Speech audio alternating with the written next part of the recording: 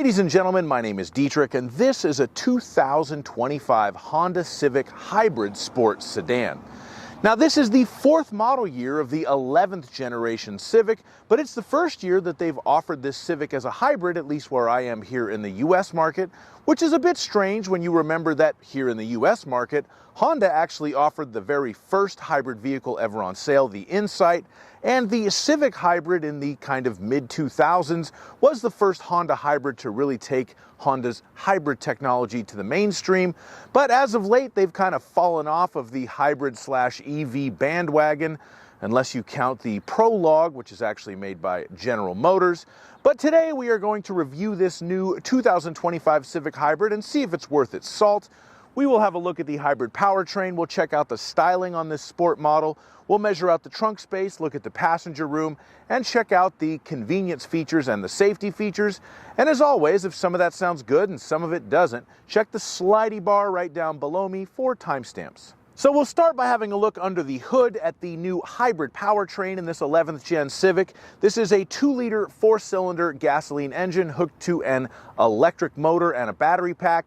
It generates a combined 200 horsepower and 232 torque, and it feels worlds faster than the 2022 Civic Sport that I drove with the standard 2-liter engine. In 2022, the standard 2-liter Civic had 158 horsepower. For 2025, they figured that was way too much and they cut it down to 150. With 158, quite frankly, that car was a disappointing performer.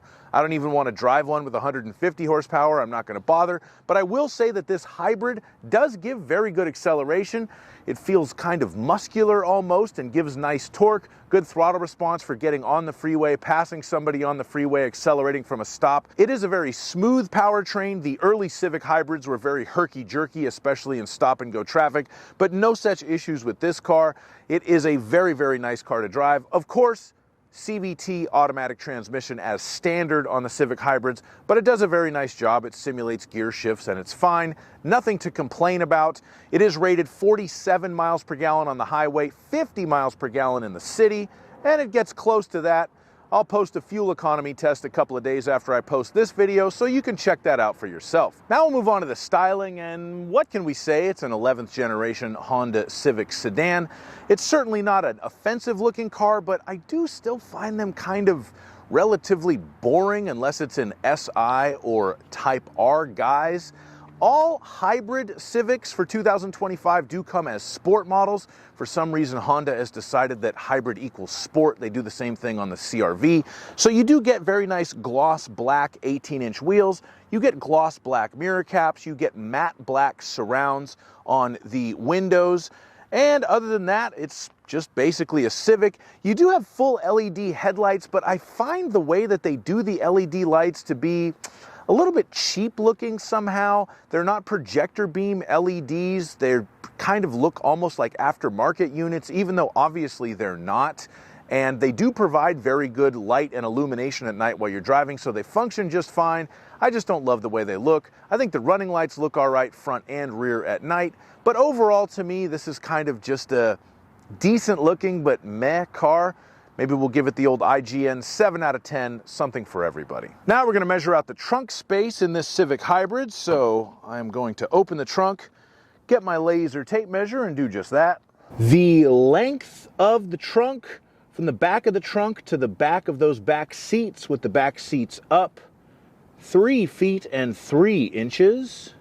The width of the trunk at its widest point, what I call the golf club hole, from there to there, 4 feet and 8 inches. The width of the trunk at its narrower point in between the wheel wells, 3 feet and 4 inches. The height of the interior of the trunk on the Civic Sport Hybrid is 1 foot and 10 inches. And the top of this trunk is pretty poorly finished. It's just primered. It does have a light, which is nice. And then we also have these little guys that we can pull to release the back seats. So we'll fold those down and get that measurement. The length of the cargo area in this 2025 Civic Hybrid sedan With the back seats folded down is about 5 feet 10 inches. I say about because that's the measurement to the back of the back seat on the passenger side. So it does kind of depend on where you have the seat set. There is a hump in the cargo area and those big ugly hooks sticking up out of the back seats. So not the most useful folded down cargo area, but you could fit some larger items in there. And if you need to lift something into the trunk of your new Civic Hybrid, you'll need to lift it 2 feet and 4 inches off of the ground. Just for fun, let's see what we've got in here. We have a flat tire repair kit. There is no spare. We have a little bit of additional storage, which is nice. And then that gray funnel, if you have one of these cars and you're wondering what that's for, that is for the capless fuel filler. To fill it up normally, you just put the nozzle in there. But if you ever run out of gas and you got to fill it from a can, you use that gray funnel piece to be able to put gas into your capless fuel filler system. So there you go. And that is the cargo area on a Civic Hybrid. Now we're going to measure out the passenger space in this Civic Hybrid, and for this measurement I use myself. I'm 6'5", so let's see if I can sit behind myself in this car.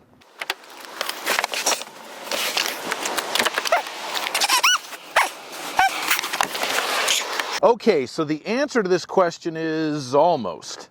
So I can sit here in the front. I have enough knee room. I have enough headroom. Let me try something. I might be able to lean this front seat forward. Oh, just a little bit.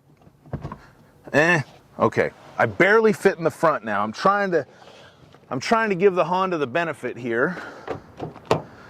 And then if I get into the back, well, I give myself a little bit more knee room, but my head is up against the ceiling. But, you know, if you're not trying to fit a 6'5" orangutan back here, they'll be okay. We have Nathan as far as amenities for our backseat passengers. No air vents, no USB charger ports. We do have a center armrest with some cup holders. And that's the room behind me in my natural driving position. Not much there. And that's the passenger space in a 2025 Civic Sport Hybrid sedan. Now we'll move into the interior on this Civic Sport Hybrid, and this is kind of just the entry-level hybrid sedan from Honda for 2025.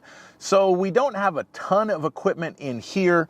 You do get some very nice cloth seats that look good and are pretty comfortable. They are heated as well, which is a nice touch, but they are manual seats. Apple CarPlay and Android Auto are standard, but you do have to plug them both in on this model. If you move up to the Sport Touring Hybrid, then you do get wireless Apple CarPlay and Android Auto. It is only a 7-inch color touchscreen in this car, and when you do have the Apple CarPlay active on it, it's a pretty small display for it. I know this might kind of seem like a quibble, but Apple CarPlay and Android Auto are something that I think are heavily used in new cars these days, and the presentation in this particular vehicle is really not that great. It's almost worth the upgrade to the Touring model just for the wireless CarPlay with the bigger screen, at least in my opinion. But hey, if you're coming out of a 20-year-old Civic Hybrid, I suppose this will look fantastic to you, so you can kind of make your own decision there. You do have push-button start, remote engine start, and keyless access. So you can just leave the key in your pocket or your purse, walk up, open the door, push the button to start the car, drive away, get out, lock it by touching the little bit on the door. So that's a nice standard feature. A power moonroof is standard as well. That's a nice touch to not have to pay extra for. You do have an 8-speaker, 180-watt audio system in this model. If you would like to move up to Bose sound, again, you get that with the Touring package.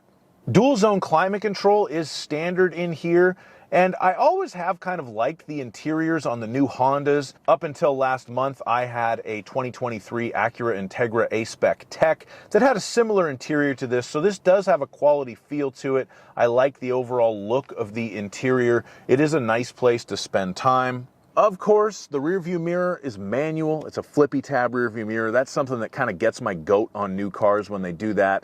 Auto-dimming mirrors are relatively inexpensive, but at the same time, inflation is a real thing, so I guess automakers are doing everything they possibly can to keep costs down.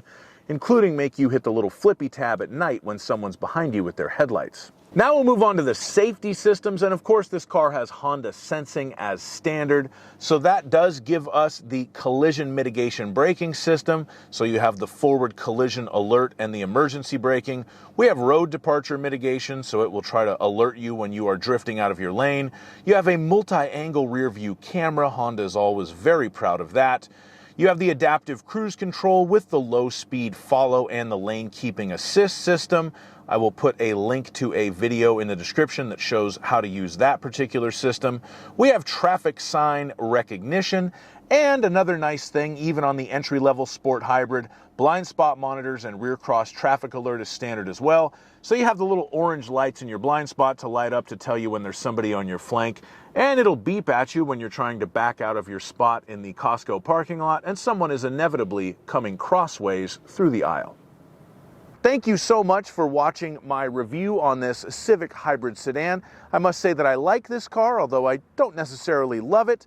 Please leave me your comments. Let me know what you think of it down below. Please like my video and subscribe to my channel. And please have a fantastic day. Bye-bye.